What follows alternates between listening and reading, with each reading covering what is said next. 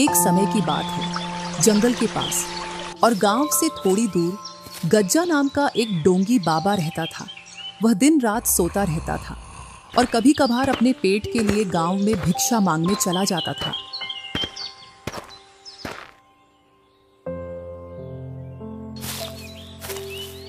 अरे, आज फिर से सूखी रोटी और दाल मिली है, जबकि गांव के कई घरों से पकवान की खुशबू आ रही थी। गांव वाले कभी साधु संत का सत्कार करना नहीं जानते। ऐसे ही गुनगुनाते हुए गज्जा अपनी कोठरी के पास पहुंच जाता है। वहीं रूखी सूखी रोटी खाकर वह सो जाता है।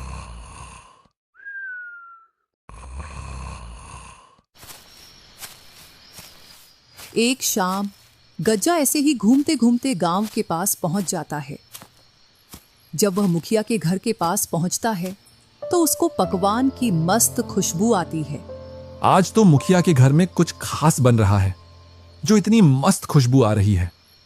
अगर इससे भोजन मांगूंगा तो यह मुझे वही सूखी रोटी पकड़ा देगी। क्यों ना थोड़ा इंतजार करूं। जैसे ही मुखिया की पत्नी रसोई घर से इधर उधर हुई तो कुछ पकवान लेकर अपने मुकाम पर पहुंच जाऊंगा। थोड़ी देर बाद मुखिया की पत्नी रसोई घर से बाहर चली जाती है। इस मौके का फायदा उठाकर गज्जा पकवान उठाकर ले आता है और अपनी कुटिया की ओर चल देता है। अपनी कुटिया में पहुंचकर मस्त खाना खाता है और बोलता है, जो चोरी के भोजन में स्वाद होता है वह किसी और भोजन में नहीं होता।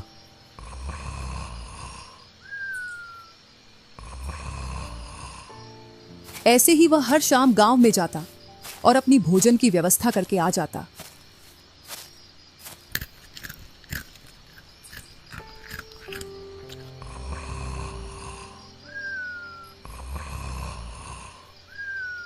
अब गज्जा का रोज का यही काम हो गया था। रोज रात में गांव में जाना, खाना चोरी करके लाना, अपनी कुटिया में लाकर खाना और दिन भर सोना।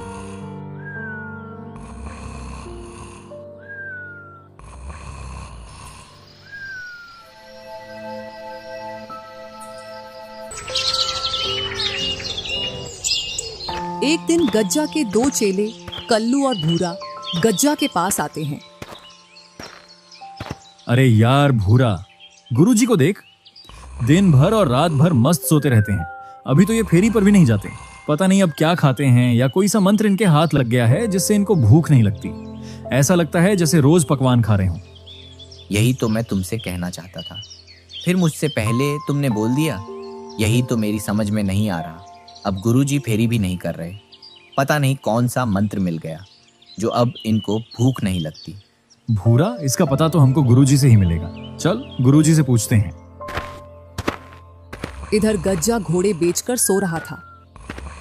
कल्लू और भूरा ने गज्जा को जोर से हिलाया, तब जाकर गज्जा की नींद खुली।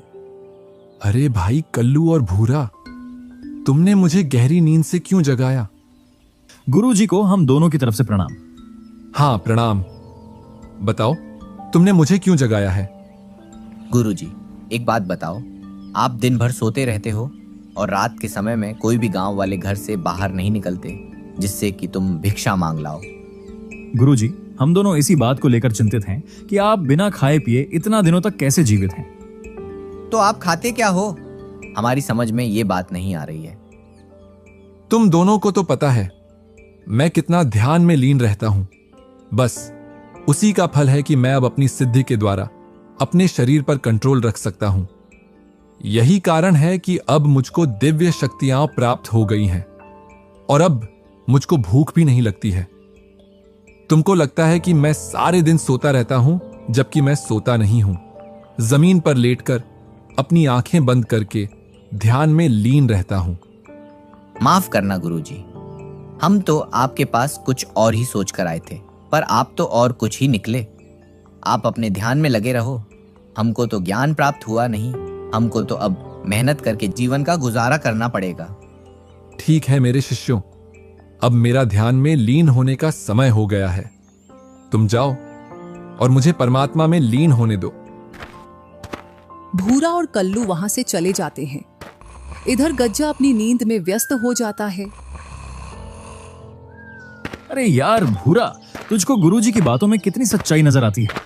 कल्लू यार, हो सकता है गज्जा को ज्ञान प्राप्त हो गया हो। वैसे तो वर्षों से गुरुजी बना बैठा है, क्या पता उसने कोई सिद्धि प्राप्त कर ली हो। कुछ भी हो भूरा, लेकिन मुझको यह बात हजम नहीं हो रही है कि उस गज्जा को सिद्धि प्राप्त हो सकती है। तूने देखा नहीं था वो किस तरीके से अपने शिष्यों के साथ बदतमीजी से पेश आता था। हाँ भाई, बात तो ठीक कह रहा है। उसने एक दिन गांव के रमेश की लड़की छेड़ दी थी जब वो उसके पास शिक्षा लेने आई थी। कुछ तो गड़बड़ है, इस गुरुजी पर निगाह रखना पड़ेगा। हाँ भाई, हम गुरुजी पर कुछ दिनों के लिए निगाह रखें, फिर हमको पता चल जाएगा कि वो क्या खाता है और क्या पीता है और उसको सिद्धि प्राप्त हुई है या नहीं। हाँ भूरा, तुम बिल्कुल सही बोलते हो। हम गज्जा पर कल से ही निगाह गड़ाकर उसकी निगरानी करेंगे, तभी उसकी सच्चाई का पता लगेगा। अच्छा हुआ उन दोनों कमीनों को मैंने मूर्ख बनाकर भेज दिया। अगर मेरी सच्चाई जान जाते तो ये मुझसे पहले गांव में पहुंच जाते और जिस भी घर में पकवान बनती तो वह चोरी करके ले आते या फिर गांव वालों के सामने मेरा भांडा फोड़ देते।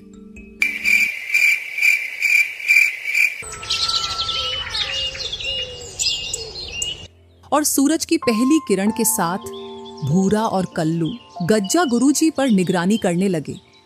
आज तो गांव में किसी के घर मालपुआ मिल जाए तो खाने में मजा ही आ जाएगा। बहुत दिनों से मालपुआ नहीं खाए। भूरा, वो देखो, गुरुजी जाग गए हैं और खुद से ही बातें कर रहे हैं। अब पता नहीं क्या बातें कर रहे हैं, सुनाई तो यहां तक नहीं दे रहा है। कोई बात नहीं है कल्लू, सुनाई नहीं दे रहा तो क्या हुआ, गुरुजी तो हमको दिखाई दे रहे हैं। जो कुछ बातें कर रहे हैं उसके हिसाब से आगे कुछ करेंगे, तभी हम उनका पीछा करेंगे। करने दो, क्या बातें कर रहे हैं अपने आप से। कल्लू और भूरा को सुबह से दोपहर हो जाती है। अरे भाई भूरा, देख, सुबह से दोपहर हो गई। गुरुजी यहां से तो कहीं भी नहीं गए हैं और एक बार कुठरिया में जाकर फिर से पेड़ के नीचे आकर दोबारा सो गए। कल्लू, तू जाने की तो छोड़, एक बार से दूसरी बार वे खड़े भी नहीं हुए। मुझे लगता है उनको सिद्धि प्राप्त हो गई है। हम तो वे फजूल में उन पर शक कर रहे हैं। चल, यहाँ से चलते हैं। अरे भूरा सुन, मान खड़ा रहे, उसे कोई सिद्धि प्राप्त नहीं हुई है। वो तो सोया पड़ा है। जब आदमी ध्यान में होता है तो आदमी अपने बलबूते पर खड़ा होता है, पर यहाँ गुरुजी को देख, वो जमीन पर ऐसे पड़े हैं जैसे पानी में भैंस पड़ी हो। कुछ न कुछ अवश्य है। तू रात होने का इंतजार कर। ठीक है कल्लू भाई, तुम बोलते हो तो इंतजार कर लेता हूँ। जैसे ही रात होती है तो गज्जा खड़ा होकर गांव की ओर चल देता है। अरे कल्लू, वो देख, गुरुजी तो गांव की ओर जा रहे हैं। हाँ भूरा, चल, हम भी इनका पीछा करते हैं।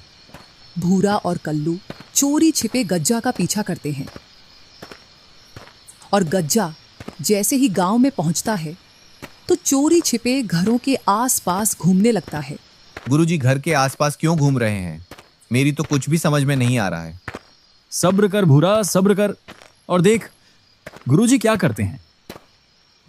इस घर में से पकवान की खुशबू आ रही है। चलो जल्दी से इस घर से खाना ले आता हूं। अभी कोई भी नहीं दिख रहा है। कल्लू और भूरा ने थोड़ा इंतजार किया और गज्जा उस घर में से खाना चोरी करके अपनी कुठरिया की ओर चल देता है। वो देख, गुरुजी तो इस घर में से खाना चोरी करके लेकर जा रहे हैं। लगता है यही इनकी सिद्धि का राज है। इनको कोई सिद्धि नहीं मिली है, ये तो गांव में से खाना चोरी करके खाता है।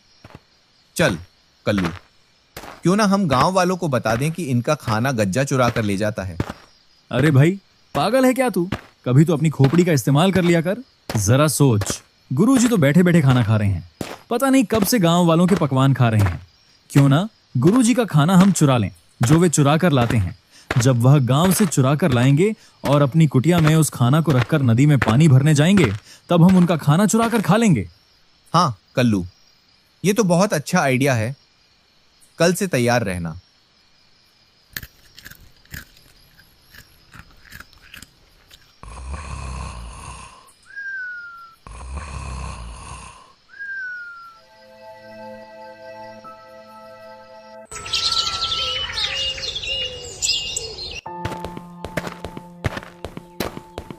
चल गज्जा, तेरी ड्यूटी का समय हो गया। कल का भोजन तो बहुत ही स्वादिष्ट था। मालपुआ खाने का मन कर रहा था तो मालपुआ मिल गए थे। आज भी कुछ स्वादिष्ट खाना मिलेगा। चल गज्जा, चल।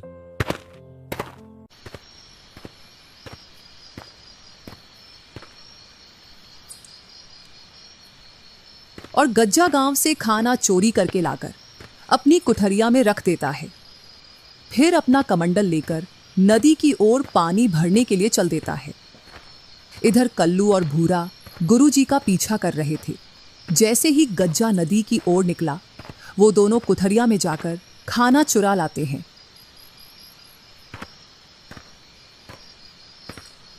और दोनों जंगल में जाकर उस खाना को खाते हैं।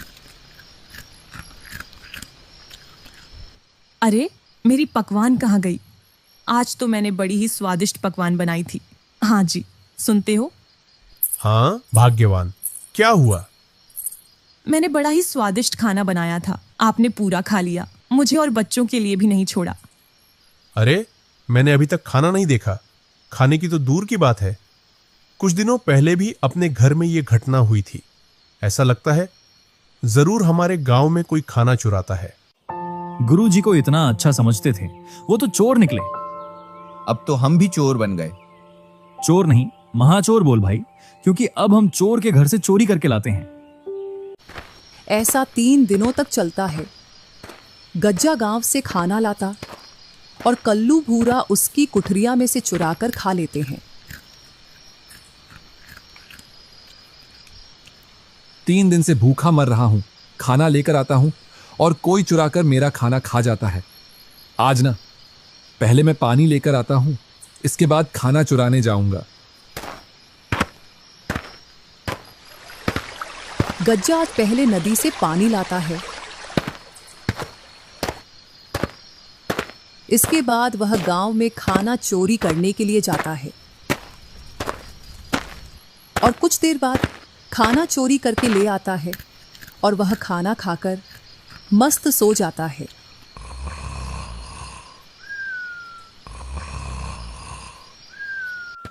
इधर गांव में इस बात का पता लग जाता है कि गांव में कोई खाना चुराता है।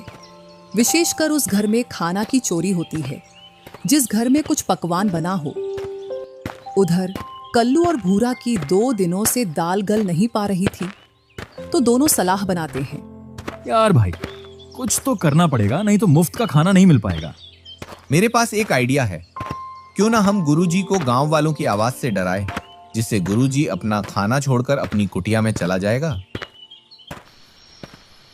रोज रात की तरह गज्जा गांव से खाना लेकर आ रहा था, तो कल्लू और भूरा उसका पीछा करते हुए कल्लू मुखिया की आवाज में बोला, अरे हरिया, तुमने उस खाना चोर को इसी रास्ते से जाते हुए देखा है ना?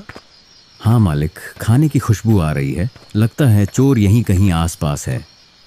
इतना सुन गज्जा के रोंगटे खड़े हो गए। वह अपने मन में सोचता है, इस खाने को मैं इन झाड़ियों में छिपा देता हूं, जिससे यह मुखिया और उसका नौकर यहां से निकल जाए। गज्जा उस खाना को झाड़ियों में छिपाकर वहां से कुटिया की ओर चला जाता है। कल्लू, अपना आइडिया तो काम कर गया। ले भाई, जी भर के खाना खा। जल्दी खाना खाकर निकल चलो यहां से, नहीं तो गुरुजी आ जाएंगे।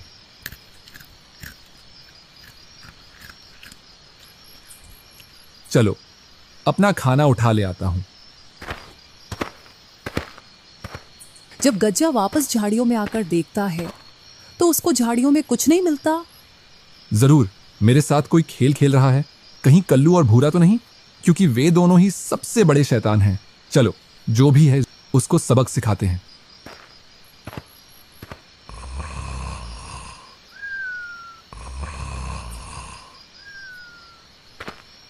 दूसरी रात जब गज्जा खाना चुरा कर आ रहा था, फिर से कल्लू और भूरा ने गांव वालों की आवाज निकालकर गुरुजी को डराया और गज्जा फिर से खाना को झाड़ियों में छिपाकर। चलो, उस पेड़ के पीछे छिपकर देखता हूं कौन मेरे खाना को चुराता है। थोड़ी देर बाद गज्जा देखता है तो उसका मुंह खुला का खुला रह जाता है और वह बोलता है, कल्लू और भूरा, मैं बताता हूं गुरु क्या होता है।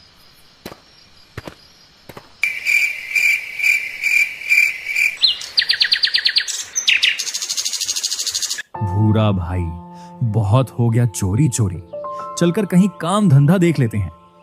वो गज्जा गुरुजी अपन से 2 कदम आगे, कहीं फंसा ना दे। अरे तू इतना ना डर, जब तक मैं तेरे साथ हूं तू मुफ्त का भोजन खा और मजे कर। रात हो जाती है। दोनों गुरुजी का इंतजार करते हैं। आज तो बहुत देर कर दी, अभी तक गांव की ओर नहीं गया। लगता है आज तो भूखा ही रहना ही पड़ेगा। वो नहीं जा रहे तो क्या हुआ, क्यों ना अपन जी चलें गांव में खाना चोरी करने के लिए। दोनों गांव की ओर चल देते हैं खाना चोरी करने के लिए। जैसे ही वह खाना चुरा कर लाते हैं तो गज्जा एक पेड़ पर चढ़कर बैठ जाता है। जैसे ही वह दोनों उस पेड़ के पास आते हैं तो गज्जा बोलता है, कौन हो तुम और मेरे रास्ते पर क्या कर रहे हो? हम तो अपने अपने घर जा रहे हैं, और तुम कौन होते हमसे पूछने वाले? यह जंगल मेरा है और मैं इस जंगल का भूत राजा हूं। इतना सुन दोनों के रोंगटे खड़े हो जाते हैं, क्योंकि गांव वालों के मुंह से उन्होंने ऐसी कहानियां सुन रखी थी जो जंगल में भूतों के बारे में थी। क्या सोच रहे हो? अगर तुम्हें अपनी जान प्यारी है तो तुम्हारे पास जो सामान है उसे यहीं रख दो। मैंने तुमसे सुबह बोला था, ये चोरी छपाटी छोड़कर अपना कुछ काम धंधा देख ले। ले, अब इस भूत से लड़ ले। मुझे क्या मालूम था आज ये आ जाएगा। इतने दिनों से तो कोई नहीं आ रहा था। अगर तुम दोनों मेरी बात मानोगे तो मैं तुम्हारी जान बख्श दूंगा, और अगर तुम ऐसे ही झगड़ा करोगे तो मैं तुम दोनों को यहीं मार दूंगा। जल्दी करो, तुम्हारे पास जो सामान है उसे यहीं छोड़कर भाग जाओ। कल्लू और भूरा डर के मारे वो भोजन उसी पेड़ के नीचे रखकर वहां से भाग जाते हैं।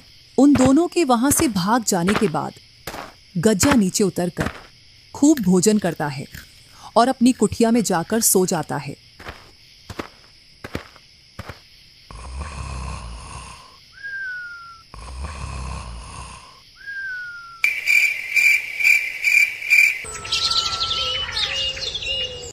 दूसरे दिन देख भाई कल्लू, गुरुजी कैसे आराम की नींद ले रहे हैं। अगर ये भूखे होते तो उठ उठ बैठते। मुझे तो लगता है इन्होंने ही कल हमें बेवकूफ बनाया है।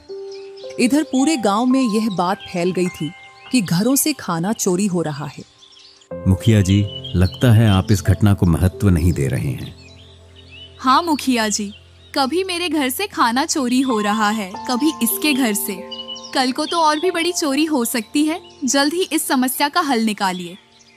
हल तो एक ही है, हम सबको मिलकर रात में अपने आसपास निगरानी रखना पड़ेगा, और साथ ही आज कोई भी व्यक्ति अपने घर में पकवान नहीं बनाएगा। पकवान सिर्फ आज रमेश के घर में बनेगा, तभी हम उन लोगों को पकड़ पाएंगे। जी मुखिया जी। चलो, इसका भी पता लग जाएगा आज। हाँ भाई, जरूर, क्यों नहीं। जैसे ही रात होती है तो वे दोनों अपने काम में लग जाते हैं। इधर कुछ गांव वाले उनको देख लेते हैं। अभी इनका कुछ भी नहीं करना, इनको तो उनके अड्डे पर जाकर पकड़ेंगे। चलो, अपने मुकाम पर पहुंच जाता हूं। जरूर दोनों चेले भोजन की चोरी करने गए होंगे। जैसे ही वह दोनों भोजन चोरी करके गांव से बाहर आते हैं तो उनके पीछे गांव वाले और मुखिया लग जाते हैं। जैसे ही वह दोनों पेड़ के नीचे आते हैं तो फिर से उन्हें आवाज आती है। वह दोनों डर के मारे खाना उसी पेड़ के नीचे रख देते हैं और आगे बढ़ जाते हैं। उधर गांव वाले भी पास में छिप जाते हैं। रुक कल्लू, रुक। यहीं रुक कर देखते हैं कि कौन इस पेड़ से नीचे उतरकर अपना खाना खाता है। हाँ भाई। वह दोनों थोड़ी देर तक वहीं रुककर देखते हैं तो पेड़ से नीचे उतरते हुए गुरुजी दिखाई देते हैं। अपना शक सही निकला। हो ना हो गुरुजी ही होंगे। दोनों गज्जा के पास आकर बोले, वाह गुरुजी, आप तो ये बहुत अच्छा काम कर रहे हो। हम तो इतनी मेहनत से भोजन लेकर आए थे और आप हमको डराकर हमारा भोजन छीन कर खा रहे हो। तुमने भी तो यही किया था मेरे साथ, मेरे भोजन को चुरा कर खाया था। हाँ, तो वो कौन सा तुम्हारी मेहनत का था? तुम भी तो गांव से चुरा कर लाते थे। बस करो तुम दोनों, वरना मैं सभी गांव वालों को बता दूंगा कि तुम गांव से भोजन चुरा कर लाते हो। हाँ बता दो, हम भी बता देंगे कि जो पहले गुरु ने किया वही उनके चेलों ने किया। इतने में ही मुखिया और गांव वाले वहां आ जाते हैं और मुखिया बोलता है, हम ही आपके पास आ गए और हमें बताने की जरूरत नहीं है कि पहले कैसे गुरु हमारे भोजन को चुराता था और फिर बाद में कैसे उसके चेले भी हमारा भोजन चुराने लगे और गुरु और चेले एक दूसरे का भोजन चुराने लगे।